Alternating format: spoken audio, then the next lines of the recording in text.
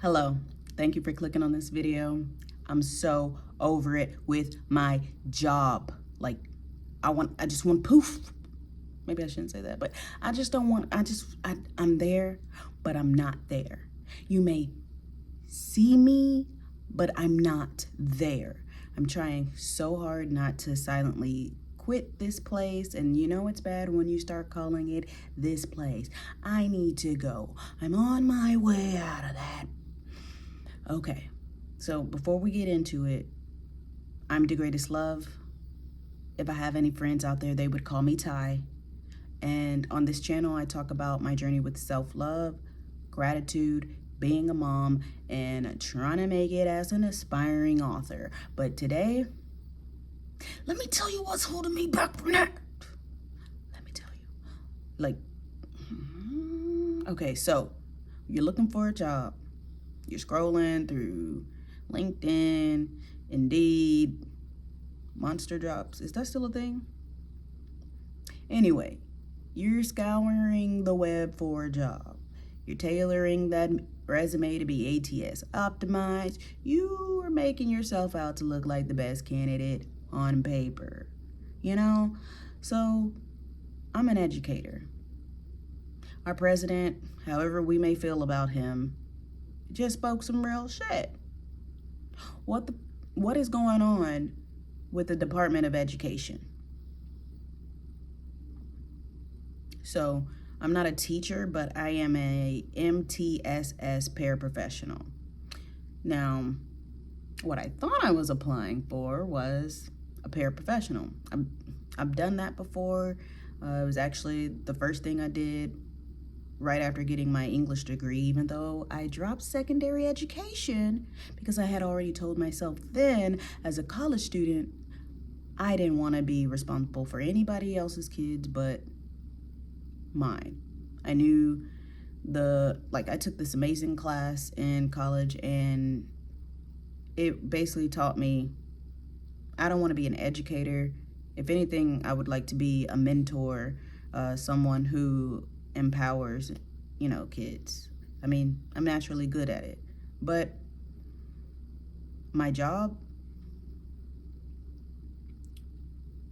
when they call for administrators, if the administrators don't show because they got meeting here, the meeting here, just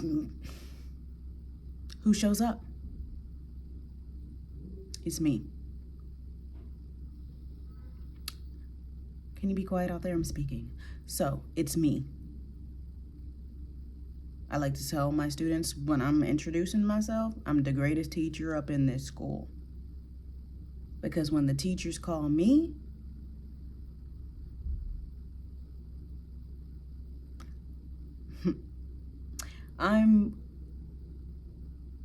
I like to explain to my students that I come before trouble.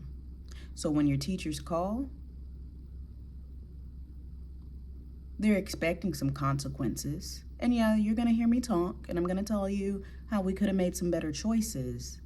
But I'm here to give you a break, because I understand what it's like to go to school every day, especially the days where you might have just got some discipline at the house for what happened yesterday.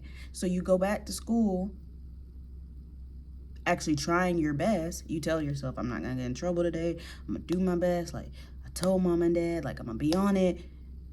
And it's like every little thing that you do, you in the wrong. I know how that feels. I know how it feels. Teachers calling your parents like, I'm at work. You know better. But a lot of these kids need a whole lot more. And what I don't like about my job is, first of all, the pay. So, America's supposed to be one of the greatest nations in the world, right? We're number 40. We're not even the top 10, top 5 when it comes to education. In America, we don't stress learning a second language. Yes, a lot of us have to take mandatory foreign language in order to graduate high school, a lot of us started taking foreign language in middle school. Yet we leave high school and we're not fluent. At the university I graduated from, you had to take 4 years of foreign language in order to get your English degree. So yes, my degree is in English, but every year I was in college, I had to take foreign language. And of course I chose Spanish because I've been taking it since 7th grade. Did that make it easier? No, not really. Am I fluent? No, but I know enough to survive and get by, be able to communicate with my coworkers, and this is in California, because the population in California demographic is different from where I live here in Georgia. So yes, I would have coworkers who either didn't speak English at all, or of course English was their second language. And one thing about traveling the world is you're gonna need to know a little bit of the language of the area that you're in order to survive. So I say all of that to say that the education system is not only failing the students, they're failing the educators. No, I do not teach academics, but I teach life skills, tools, methods that are instilled in children so that when they go out there into the real world, they're able to have self-control. They're able to know how to speak to people, show respect.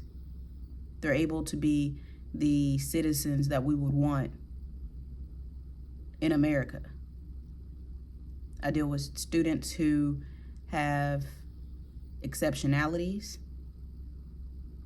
students who are undiagnosed with mental disabilities, and students who honestly just don't get enough love at home. And this video is not to give out parenting tips or anything like that. I hate my job. One of the things that I hate about my job besides the pay is the duties that I have to do because of the role that I'm in. So if a student loses control and they're not lucid and they begin to hit, I have to embrace. And if you don't know what embrace means, it's an art word, but I have to hug the student in a very uncomfortable way. And it's so uncomfortable for not only the student, but me, because I have trauma with people putting their hands on me. And I feel so icky, so just out of my element on those days where I have to do that type of duty and then I have to come home and be a mom.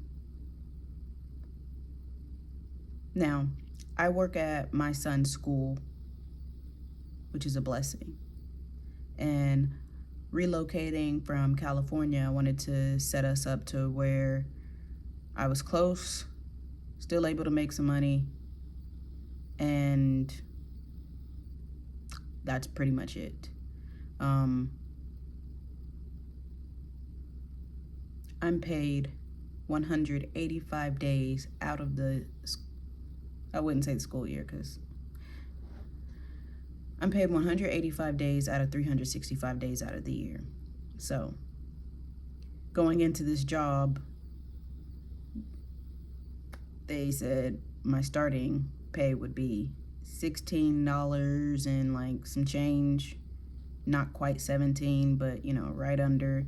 And I was like, okay, I can do this. I made $16.50 in California plus tips. And somebody tell me why. Why did I make more in California at Denny's than I'm making in Georgia as an educator? Now, I know Georgia is a lower cost of living state, but that's also what played into the reason of why I was like, okay, maybe I could do this as a single mom, making $16.50 an hour, but this time on salary, because at Denny's I wasn't on salary, I was hourly. So by the hour on my current salary, I make 16 something, like I said, almost, I think it's like 16.67, more or less. However, like I said, it's for 185 days out of 365 days out of the year. So when we calculate that annually, I make around $11 an hour. And I'm passionate about what I do with my students. I'm passionate about how I uplift them, how I encourage them, how I make them feel loved, how I make them feel seen and heard and valued. And number one reason that is keeping me at the job, of course, is that it's my son's school. Being on a school schedule means that, like next week, winter break, I get all next week off, and I get the summers off. However, like I get the school breaks off, that's fall break, Thanksgiving break, winter break, digital learning days. You know, I get those days off, which helps. However, when it comes, like, let me just give you a timeline. I got paid December 18th. They paid us early because Christmas break was going to come. So we got paid early November and December due to holidays at the end of the month. I get paid at the end of the month once a month. So I had to wait from December 18th all the way to January 30th to get paid. January like 25th to the 30th, there was $11 in my account waiting to get paid. Even after trying to save, because there's really nothing left to save after I get my paycheck. Bills are going up, insurance. I told the truth to my insurance and let them know, hey, y'all have my old address from before I even moved to California on my account. I actually stay here. And because this is a more high risk area, because it's what I can afford, my insurance, my car insurance, by the way, went up because of the demographic of the location that I live. So it's like, we're gonna make the poor people pay more for their insurance because they're more at risk. We don't know what they got going around in those neighborhoods, right? So just by telling the truth, my bills go up, but the pay stays flat, the same, fixed. And that just doesn't speak to my soul. If you watch any of my videos before, I'll link one up here where I'm talking about what's in reference to this video, how I hate my job, I want to quit, but still grateful for it. Why? It is, lights are on, internet's working, I can play my video game after I'm done recording this. But on months like January, where my EBT was fraudulently stolen, the savings that I had has to go to making sure that my son eats. And of course, probably like any other mom, I'll make sure he eats before I eat. I'll eat the free breakfast and the free lunch at the school. It's not supposed to be free, but they know they're not paying me enough. I make $23,000 a year versus, now I know I'm no principal, but principals make six figures. And I don't have to do, I'm not saying I do principal duties, but when they call for administration and administration cannot arrive, I have to show up. I do not get paid enough for the duties that I'm required to do. And because I'm someone who cares about the work that I do and I'm a hard worker, sometimes I tend to go above and beyond and out of my way. I've been going back and forth with myself about how can I stay here? How can I stay here for my son? What can I do outside of this place to help supplement? No, this. And then I tell myself, maybe I can make my full-time job my supplemental income. And at this point, I gotta get out. Like, it's affecting my mental health, and they do not pay me enough to be able to get therapy, especially on days where it's traumatic. If it's traumatic for a child, depending on the individual involved, it's traumatic for them as well in different ways.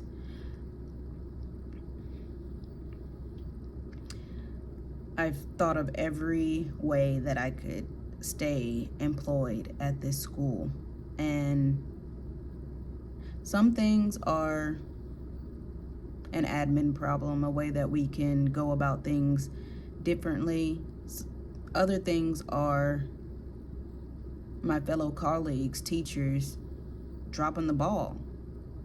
If you don't know what an MTSS para is, I'm a multi-tiered support. So basically there's tier 1, tier 2, tier 3. Tier 1 is basically student blurting out in class, not raising their hand, getting out of their seat without permission. Those are things that the teacher, if she has classroom management and she knows how to manage her class, those are things that the teacher should be able to get done. Oh, the teachers or the students speaking to you disrespectfully, check them respectfully, speak to them like a human. But I get calls where teachers basically have that attitude where I get paid to teach. I'm not about to babysit and all this type of stuff. And the way that I feel is, you get paid more than me. Do your job. I get pretty annoyed when, from the outside looking in, it appears that teachers are triggering students, bullying students, having power struggles with students that they know if they read their students' documents, you shouldn't engage with this student that way. And teachers get all in their heads about, oh, well, my other students are thinking that this student gets special treatment. Well, they do. They do. Because they have documentation that says these are their accommodations. This is how you would engage. Follow the plan. If the student has a plan, follow that student's plan. Your other students don't run your classroom, do they? But then I deal with the repercussions of a triggered student who is still learning how to cope with things that are not diagnosed, or that they are still processing how to work through. It's quite annoying when I see that my students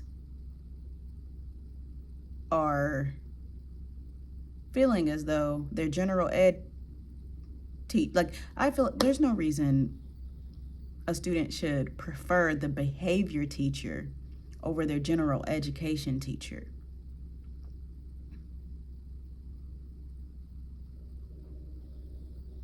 Then that brings me into, if I leave, do I even want to keep my child at the school? Because as a mom, I'm already like, nope, when he gets to third grade, not that teacher. When he gets to this grade, not that teacher. Because I've worked there, seen their work ethic, seen how they treat students. Another thing is, the teachers without kids,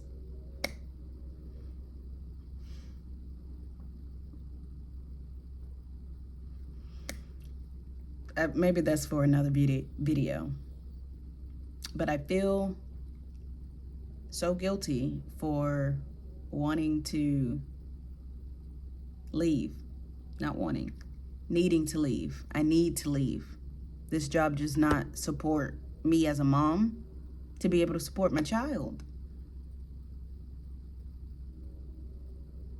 When my EBT got taken, thank God I still have some savings from my tips at Denny's. Like, I never thought that I would have appreciated working as a waitress, working at Denny's so much in my life. Working that graveyard shift, dealing with homeless customers that expect you to break the rules because they're hungry, drunk people who ain't got no sense. Like, those tips saved me, still saving me. I was able to pay for my son to be able to go on a field trip tomorrow. Not from the income now. I've been back in Georgia 7 months. An income that I brought in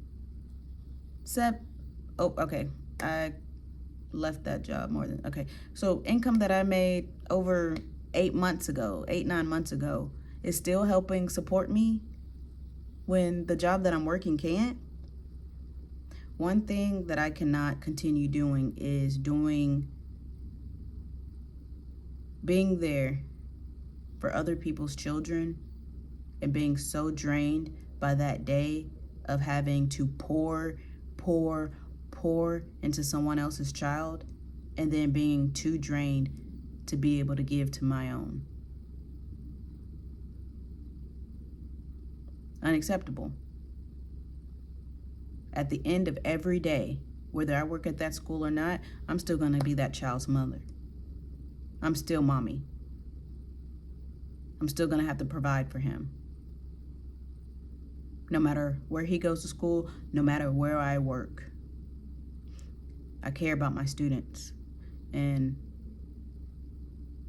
I know there's only one me.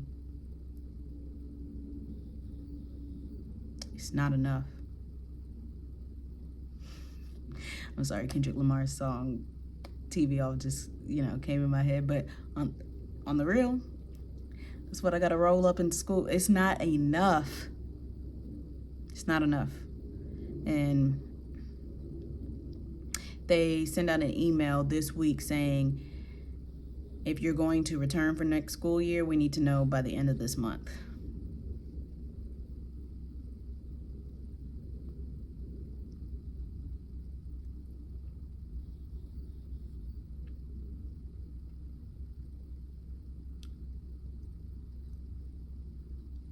I can't keep staying.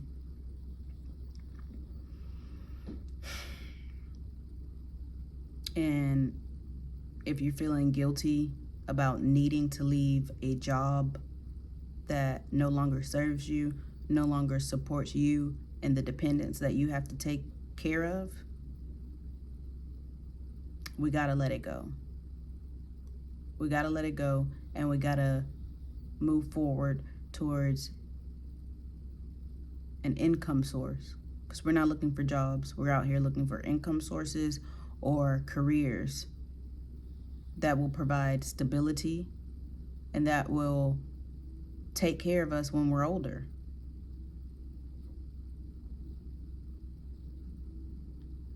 And at this point, it's really got me looking like, we all know that educators aren't paid enough for what they do.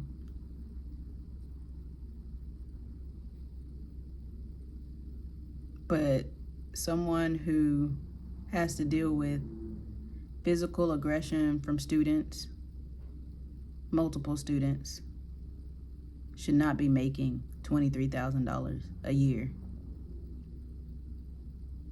I can't afford Medicaid because I make too much. Like, get up the hill or be quiet. I can't afford Medicaid because I make too much. But I be trying to film my videos at the right time, but you know, there's always someone coming and going. But yeah, my phone's probably about to die. I can't believe he just did that. Okay, so my phone's about to die, but yeah, I needed to get that out. Share a little one-on-one outside of my writing videos, which will probably be the next video. But stop feeling bad about leaving the job that you want to get out of. You want to get out of it for a reason. Make that pros and cons list, and if that cons list is outweighing the pros list, get out of that job. No matter about how you feel about what your boss gonna think about you, how much you like your coworkers that aren't your friends. Your coworkers' paychecks don't help you out, do they? Get out of there. We out of there. We looking for something that better serves us and will better provide for our family. If you're out there looking for a job, I wish you all the best. Not a job, a career, or another source of income that will take care of you now and in your future. We're only getting older. We got to make sure that our elderly self is taken care of and that our babies now are taken care of now. I'm wishing you all the best, and I'm sending you the greatest love. I'll see you in the next video.